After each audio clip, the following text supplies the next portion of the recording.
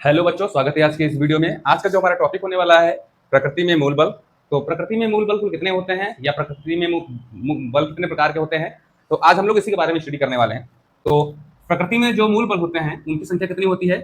4 होती है। यानी प्रकृति में मूल बलों की संख्या कितनी होती है? 4 होती है। ठीक है, पहले ये नोट कर लीजिए। जो प्रकृति में मूल बल होते हैं वो 4 प्रकार के होते हैं। 4 प्रकार के कौन कौन से होते हैं? तो वो जो 4 प्रकार के बल होते हैं उसमें पहला नंबर, अब इसमें कोई नंबर ही नहीं है, पहला दूसरा तीसरा कहीं से भी आप लिख सकते हैं। तो पहला नंबर लिख रहा हूं गुरुत्वाकर्षण बल। गुरुत्वाकर्षण बल।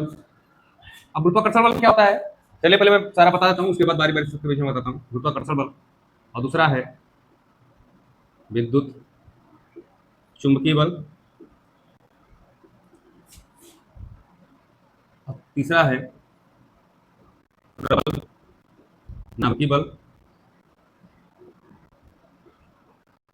और जो चौथा है वो है दुर्बल नाभिकीय या छेड़ नाभिकीय बल।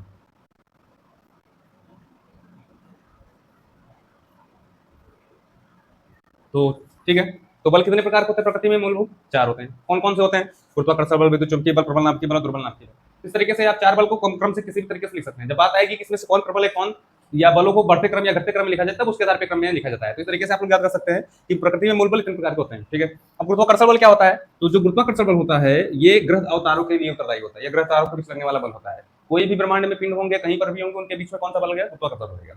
गुरुत्वाकर्षण बल। विद्युत चुंबकीय बल। विद्युत चुंबकीय बल क्या होता है? विद्युत चुंबकीय बल जो होता है वो विद्युत और चुंबकीय बलों के लिए प्रभाव के लिए उत्तरदायी होता है। यानी अगर कोई दो आवेश होंगे या दो ध्रुव होंगे चुंबक के, उनके बीच लगने वाला जो बल होता है वो विद्युत चुंबकीय बल कहलाता है। प्रबल नाभिकीय बल क्या होता है? प्रबल नाभिकीय बल वो बल होता है जो परमाणु के नाभिक के अंदर लगता है, प्रोटॉन और न्यूट्रॉनों के बीच लगने वाला बल होता है।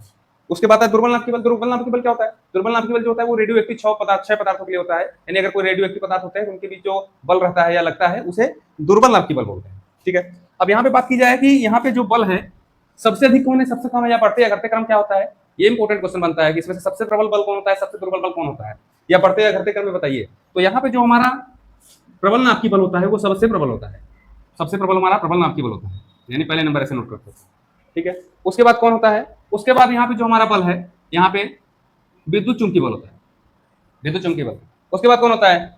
उसके बाद उससे कम जो होता है ये दुर्बल नाभिकीय बल होता है। और सबसे कम जो होता है कौन होता है? ये गुरुत्वाकर्षण बल। यानी अगर इसको घटते क्रम में लिखे तो घटते क्रम में होगा 1 2 3 और 1 4, यानी कि पहला नंबर हमारा, उसके बाद इससे कम, यहाँ पे इससे कम कौन है हमारा? ये है। और ऐसे लिखते हैं, घटते क्रम में लिखना है।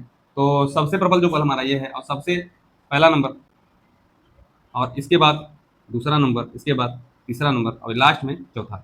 ये कौन सा क्रम है? ये बलों का घटता हुआ क्रम है, घटता क्रम। अगर इसको कहें कि बढ़ते क्रम में लिखे तो कैसे लिखेंगे? तो सबसे जो कम बल है उसको पहले लिखेंगे, फिर उससे ज्यादा लास्ट में, सबसे ज्यादा। तो सबसे कम इसमें जो बल जो काम करता है वो गुरुत्वाकर्षण बल होता है, यानी कि चौथा नंबर। उसके बाद फिर दुर्बल नाभिकीय बल, उसके बाद फिर कौन है हमारा? विद्युत चुंबकीय बल। और सबसे जो प्रबल नाभिकीय बल होता है वो होता है, टॉप प्रबल होता है वो नाभिकीय बल होता है। यानी ये जो इस तरीके से क्रम लिखेंगे, ये कौन सा क्रम है? ये बलों का बढ़ता हुआ क्रम है, बलों का बढ़ता क्रम।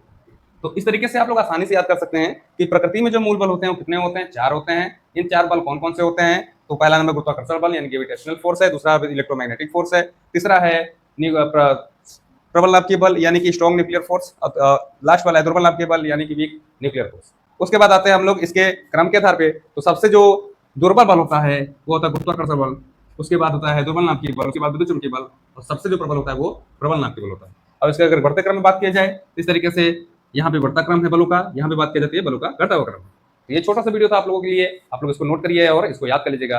ऐसे वीडियोस पाने के लिए मेरे वीडियो को लाइक करें, शेयर करें और मेरे चैनल को सब्सक्राइब करें और कमेंट करें। धन्यवाद।